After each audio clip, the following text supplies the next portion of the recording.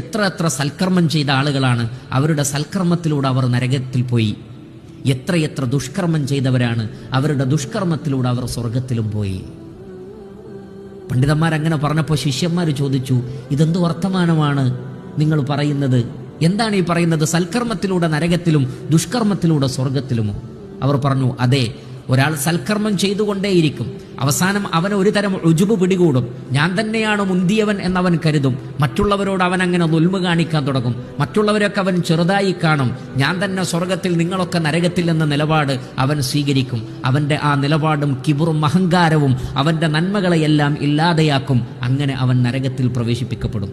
എന്നാൽ തിന്മ ചെയ്ത വ്യക്തിയോ, ആ തിന്മ അയാളുടെ മനസ്സിൽ ഒരു വലിയ പർവ്വതം തന്റെ തലയിലേക്ക് വീഴുന്നത് പോലെയുള്ളൊരവസ്ഥയിൽ അവൻ ആ തിന്മയെക്കുറിച്ച് എന്നും ചിന്തിക്കും, ആലോചിക്കും, ഭയപ്പെടും, അവൻ കരയും, അള്ളാഹുവിനോട് തൗബ ചെയ്യും, സാധിക്കുന്നത്ര നന്മകളൊക്കെ ചെയ്യും. കാരണം എനിക്കൊരു അബദ്ധം പറ്റിപ്പോയി, അത് പരിഹരിക്കപ്പെട്ടിട്ടില്ലെങ്കിൽ എൻ്റെ അവസ്ഥ എന്തായിരിക്കുമെന്ന് പേടിയാൽ പിന്നീട് അയാൾ നന്മയിൽ മുന്നേറും. അങ്ങനെ ആ തിന്മ അയാളെ സ്വർഗക്കാരനാക്കി, വേറൊരാളുടെ നന്മ അയാളെ നരകക്കാരനുമാക്കി.